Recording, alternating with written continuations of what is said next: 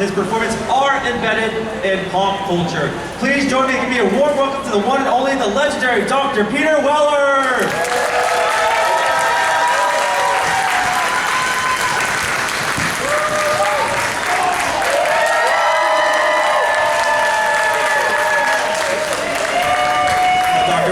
Hey, how's everybody? Sorry, you can't film it. They're filming it. Otherwise, you got to pay me millions of dollars. Not just a few dollars, millions, millions.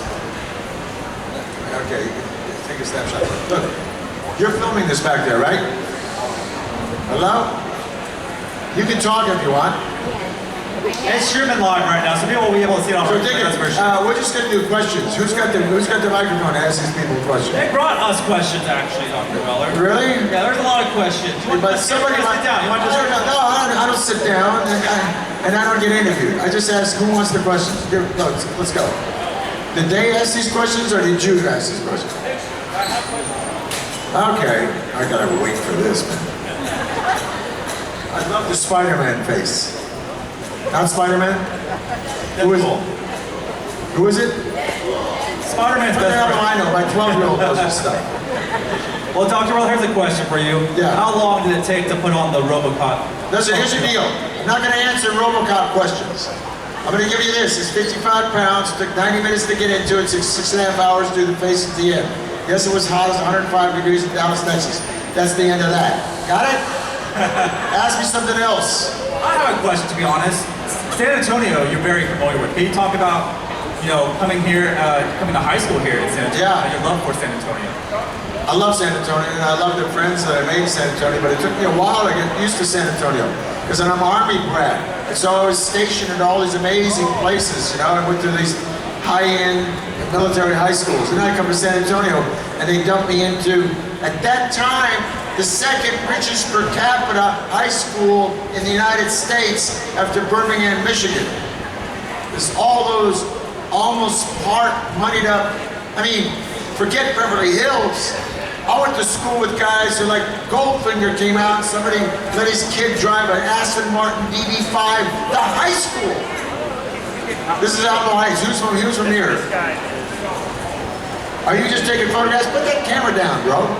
And listen to this. Take it all in, people. Think about photography. If you go out, one of the greatest photographers in the world said, stop taking pictures. You are ripping yourself off of the experience. If you've got that iPhone up there doing 50 pictures of the Eiffel Tower, you ain't getting the Eiffel Tower, man. You got it? So put the cameras down. Take it all in, be present. Take it down, listen up. Dr. Weller. So in any case, yeah. You from San Antonio? Everybody here from San Antonio? Houston right here next to you, but I went to UTSA, so. Okay, so Alamo Heights High School, Alamo Heights. That's some of the oldest money in Texas. Forget Dallas, Fort Worth. San Antonio is the original cultural center of Spain in the Americas. You guys know that or not know that? We know that. I don't know, some people don't, man. Yeah, and the Tejano population here, not the Mexican population, but the Latin American Texas population, is indigenous to Texas and is so important. And San Antonio is part and parcel of the growth and the maturity of the Tejano population. So I celebrate the Tejanos of Texas all the time, thanks to San Antonio. So there. Love that. Yeah, San Antonio has given me a lot of great things. I just come back all the time. I play golf with these crazy people I went to high school with. The great thing about Texas, my friends, we yell at each other on the golf course. You can yell in Texas. You can say, I'm not voting for Trump. Who are you, you liberal, whatever, And we yell back and forth all the time. You do that in LA, somebody's gonna come and arrest you. It's fair game for that here. But hey, it's great. Texas is great to do that, man. I have to ask, if someone's going to San Antonio for the first time, a lot of people here for the first time, where should they go visit? What are some good places to go? Look, everybody goes to the Alamo, you gotta go to the Alamo, right? Whether or not the Alamo was as important as Texas wants to say it's important, because Sam Houston's trying to pull everybody out of that Alamo because he already had 10,000 guys ready to, to fight Houston. I don't know. And the whole, indigenous thing about, who's that guy? Is he part of the show? Staff photographer. Oh, you're a photographer. Not mine, but as we're just gonna take it into the Put the cameras down, man. You go see the Alamo, and you go down to the river, and you have the greatest enchilada in the world. My opinion. Yeah, exactly. And where else do you go? You just drive around San Antonio. You can drive it all the way soup to nuts. When I was here, Loop 410 was the end of San Antonio. Other than that, you're on your way to go deer hunting in Hondo. But now you can drive and drive and drive. You drive all the way to Austin, and the city doesn't end. Is anybody old enough to remember when you drove to Austin, you actually drove into the country? Remember that? A few of us. Yeah. And you went to Lake Dallas, you went up to the lakes, and you were like, now it's just all city, all the way. I don't even know where Austin begins. It's growing, it's crazy. Texas is getting larger and larger, even though it's already large to begin with. But Texas is half the width of the United States. Here's a funny story for you. My college roommate became the editor. He just passed away a couple years ago, bless him, Jim Mahoney. He was the photography editor of Dallas Morning News. Very droll, funny guy. Born and raised in Denton, Texas. Dallas Morning News, he gets a call. Some Politico has been shot in El Paso.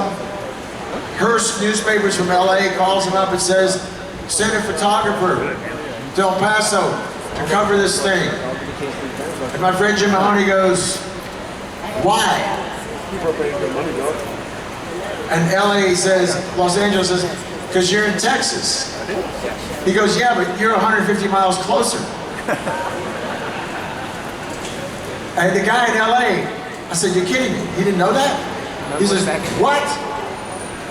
How is LA closer to El Paso than where you are? And he says, because, parentheses, idiot, Texas is half the width of this country.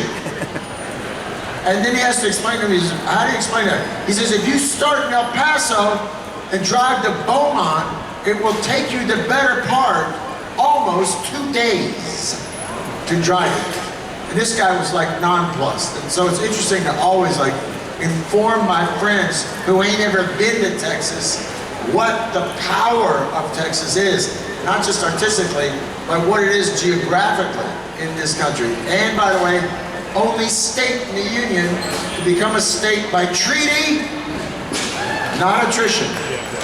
That's why we can fly our flag the same height the United States of America. When no one these things can do it.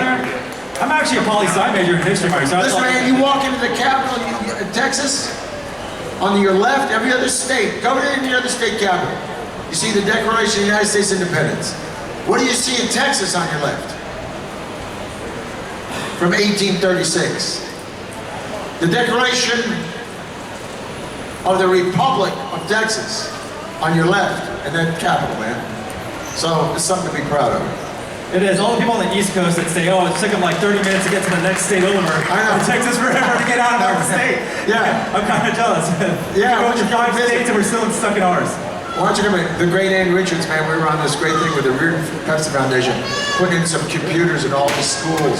And one school, I think it was Stanford or something out there, near Amarillo, and Ann said, I'll go with you here and there, which was governor.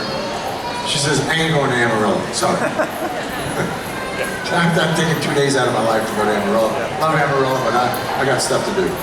That's fair. I got a good question here. I'd love to know this. Who are some of your influential people in your life? The most influential people artistically is my mother, without a doubt.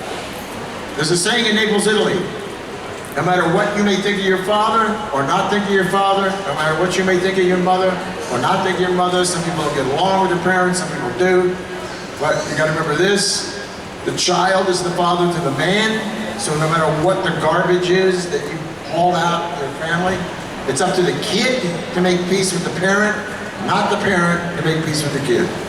The parents, the kid's gotta let the parents go or make peace with the parent or talk to the parent, so on. It took me a while, because my father was a judge, he was a career helicopter pilot, he had to do things his way, he never hit us, never yelled at us, but man, if you didn't do it his way, it was the highway. There was no discussion about it at all.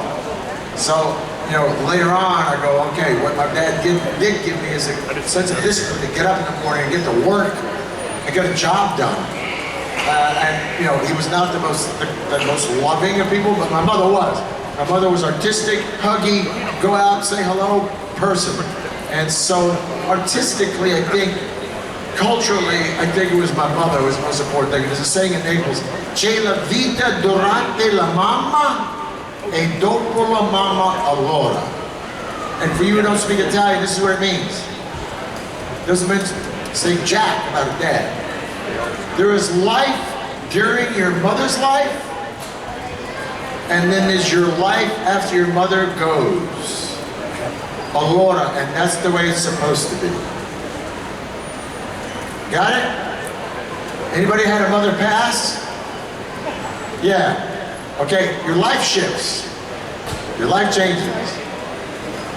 And allora means that's the way it's supposed to go, because the worst thing that could ever happen to any parent is watching a kid pass before him.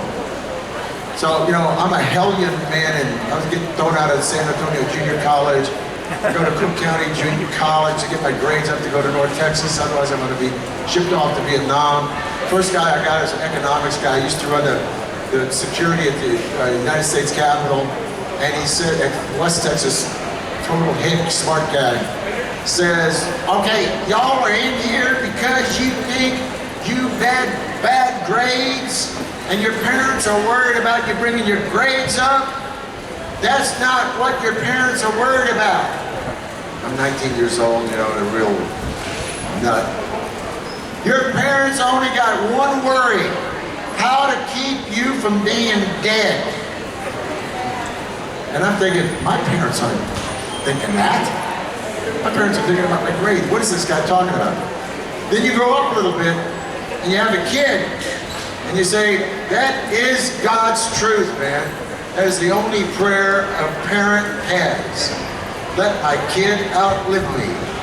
And now I got a 12-year-old, and my God, that is the only prayer I got. So my mother gave me that, infused the respect of mankind, how to hug, how to be nice, how to be sweet, how to be, you know, step out of harm's way. If somebody gives you like a pile of crap, you know, in a car or whatever, I just drive around it, go around it, move around it. I'm still not that good with it, but I'm better at it daily. My mother lives in my head. Anybody's got their mother still talking to them in their head somewhere? Raise your hand if you do. Yeah, you got your mother going like, man, my mother was 79 years old. I flew her to Venice, Italy. I hadn't seen her in 2 years. 2 years I hadn't seen her. I'm waiting at that airport in Venice, Italy. She gets off the plane. This is like in 2002, something like that. I go, Mom! And she says, what's with your hair? That's just the first thing out of her mouth. Did you get a haircut? You got the money. I mean, look at your hair. I think, oh my God. Mothers will never stop being mothers, man. I mean, just think, they were never gonna stop. And I'll tell you something else. My dad said to me when I was 21, don't ever tell your mother any of the stupid stuff you did as a kid. Don't ever tell her. I'm thinking, like, okay, I won't. I'm 55 years old. I'm sitting in a New Year's Eve thing with 17 different people, man, down on the beach in southern Italy. My mother's there. We're celebrating her. It's a buddy of mine, Billy Carden, lives in New York. We were 23. The West Side Highway of New York fell in, and they just had these beams, and the police had not put up barricades to stop anybody from riding bicycles up there. We rode bicycles up there, and then there was this beam. It was probably this wide, but it's 85 feet above moving traffic on the Upper West Side Highway. There's no wind or nothing. It's probably from here to the end of the stage, and Billy and I decide to take our bikes and walk across this beam with the bikes, which we do about 15 yards. And we're reliving this at the age of 55. My mother's 80. And Billy says, whose idea was it? Was it yours or mine? And my mother says, are you out of your mind? Are you out of your mind? Why would you do that? Are you crazy? And I'm thinking, it was 31 years ago. It was 31 years ago, and she's letting us, like, blowing us like another brainstorm for carrying these bikes and will not stop yelling at us, man, for doing the dumbest thing she's ever heard. 31 years later, I think, you know what? My dad was right. You don't ever tell your mother anything that you did was stupid. And that's the power of a woman, I think. Mine was also a little FaceTime. When FaceTime got invented, that was the best. Okay, what man in here? Tennessee Williams, who was gay. Tennessee was a great playwright, Tennessee Williams. Based all of his great characters on his wife, his sister and his mother. But he wrote some of the greatest women characters ever.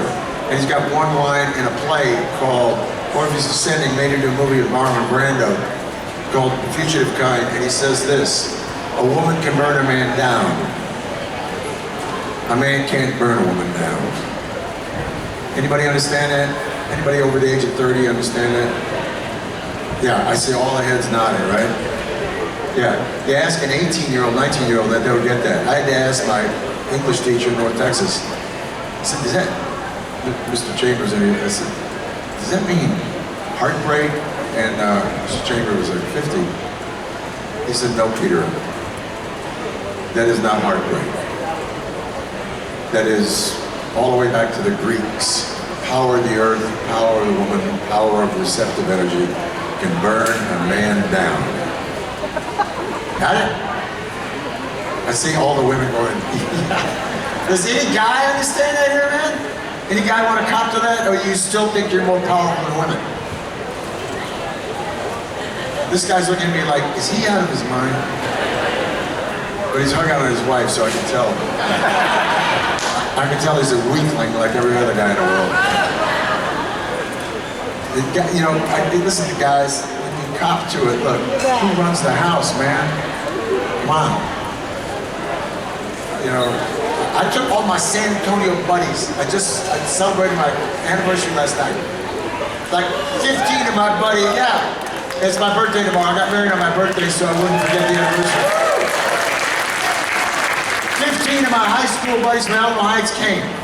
And we take this big walk up a mountain. My friend Buddy Kinder, who's funny, polymath. He says, Peter, I'm going to just give you 2 cents. You never lived with a woman until you're getting married. That's right. Even though you guys have been together 10 years, here's the thing. I'm just going to teach you this. It's a cliche. But 85 to 95% of the time, just say, yes, dear. Just learn those 2 words and you will have fun. If you don't learn those 2 words, you will not have fun. And I'm thinking, like, yes, dear, all the time? Yeah, that's how it works.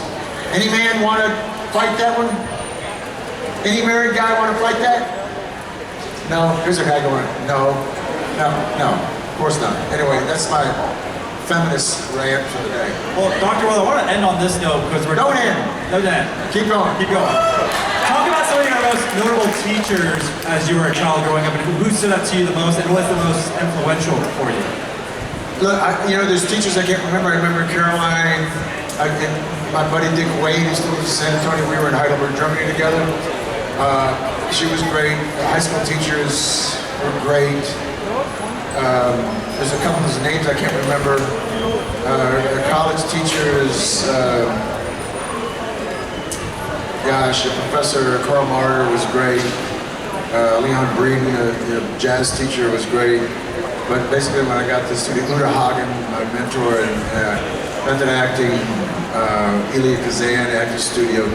These are all, but the most powerful person artistically in my life, because I played the trumpet all my life, was Miles Davis, who my mother turned me on to when I was 9 years old. I've been listening to Miles Davis since I was 9. I got this, every single emotional turn I've ever made in my life is a Miles Davis album. Finally, the last year and a half of his life, I had the opportunity to hang with Miles Davis backstage at all of his concerts and sort of be his white token movie guy groupie. And Miles, you know, Miles be hanging on me like this, make sure I didn't go anywhere, and he'd be flirting with some girl or talking to Quincy Jones or Herbie Hancock or whatever.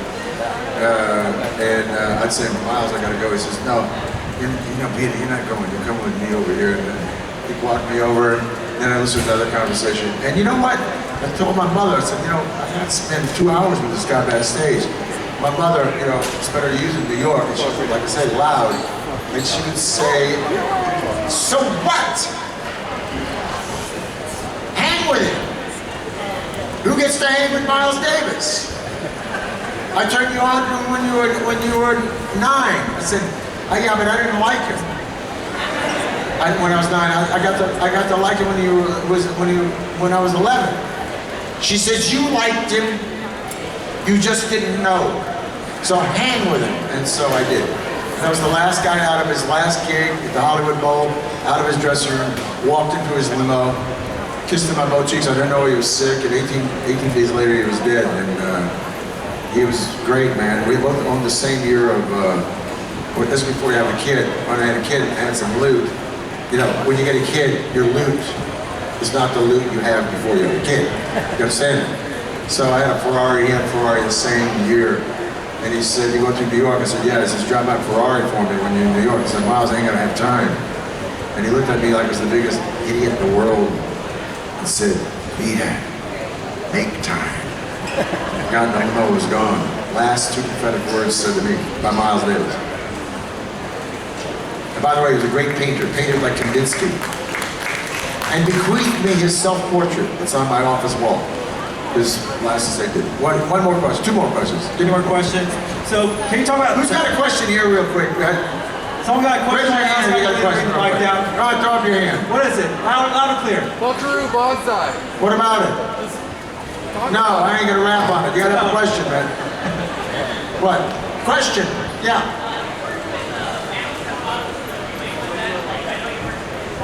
Yes, George.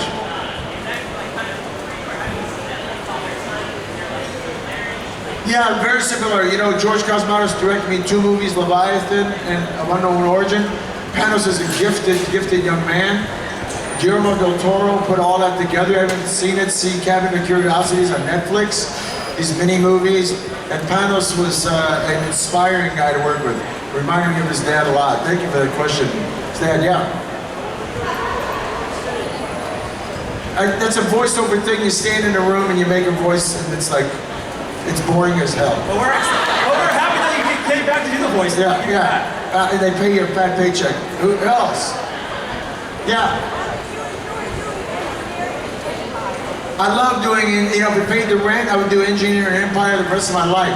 Engineering Empire, I'm happy to say people, high schools all over the world write me about that, those 14 episodes.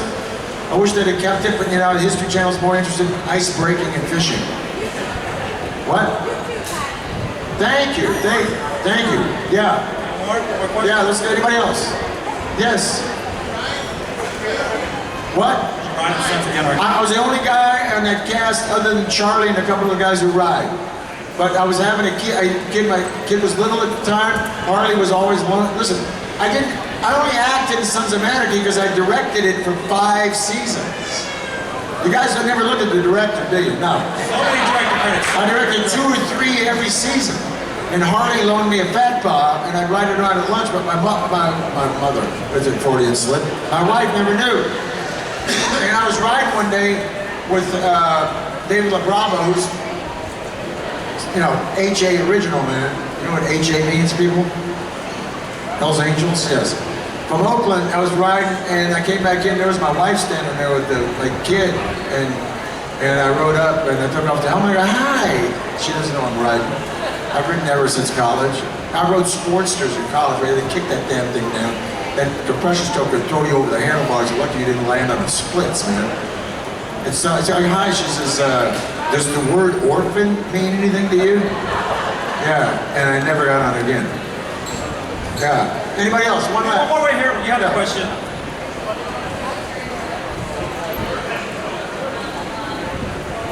Yeah. Okay, look, there's a guy named Dick Wayne. I gotta explain this guy to you. My father was a G2, that's Army Intelligence helicopter pilot at the United States Armed Forces Headquarters, Europe, 1959. I got to go see Dachau when it was still in reparations with UN machine guns around it to make sure Germany didn't have its civil rights back. they're worried about Israeli reactionaries and German reactionaries blowing it up. Because it was the only death camp in the middle of Western Europe, not Eastern Europe. So my dad took me to see that when I was 11, with the boxcars, with the shower stalls, with the ovens still intact, not a memorial. That scarred me for life, but it made me a human being. And I got to thank him 30 years later doing RoboCop in Texas when he was a federal judge. He says, I regret doing that forever because your mother never left me off the hook. You were too young. By law now, Germany has to have every kid in Germany, by law, go visit Dachau. They have to study, show, and so on. Germany has a huge conscience about it. Civil servants, firemen, policemen, everybody have to go visit it. They have to know the history of it, right? But to see it at 11 intact, not as a memorial, but intact, with everything there. Commandant's office, the weeds, everything. Charred ovens. Yeah, you never get over it. So that is maybe the most powerful thing that my parents ever gave me. Made me a human being. But the other thing is this. Dick Wade, who's a big shopping center real estate mogul here, who went to MacArthur, but he's still my friend, from Heidelberg, Germany. He and I, as the only guy I know left, were in a red alert because you heard of the Cuban Missile Crisis, see Fog of War, Earl Morris's documentary, The Interviews with McNamara, where McNamara says we came that close to pulling the trigger on an all-out world plutonium war. It's the first thing out of his mouth. That won the Oscar, won the Emmy, won every award in the world. Dick Wade and I were 400 miles away from it, because it wasn't just in Cuba. Russia had mobilized 250,000 troops from Warsaw to Bucharest, 10 armored divisions and 50 MiG squadrons. And a clash that went off in our school. We were taken out of school, thrown into apartments for 10 days, F-102s at 1,000 feet, shattering the windows. Our mothers had to go to escape route lectures. We didn't know what the heck was going on. And because if that balloon went up down in Cuba, they were blown into NATO. My dad never told me where he went for those 10 days. And that was frightening. When you know your mother doesn't know, and your mother has to go and is looking at maps to get your ass out of danger, and you ask your mom what's going on, and you hear these jets, you know there's a war going on. Now, I ask friends in the United States, my age, they go, hey, yeah, come on, we knew it wasn't going to happen. You didn't know it wasn't going to happen. Because you're sitting in your nice house in San Antonio or Los Angeles. But Dick Wade and I were 400 miles away from it, studying escape routes with our mom, not knowing. Then 10 days later, bang, back to school, it's over. So growing up in a day when parents didn't tell you anything, they didn't discuss sex, money, war, death at all. They informed kids of nothing.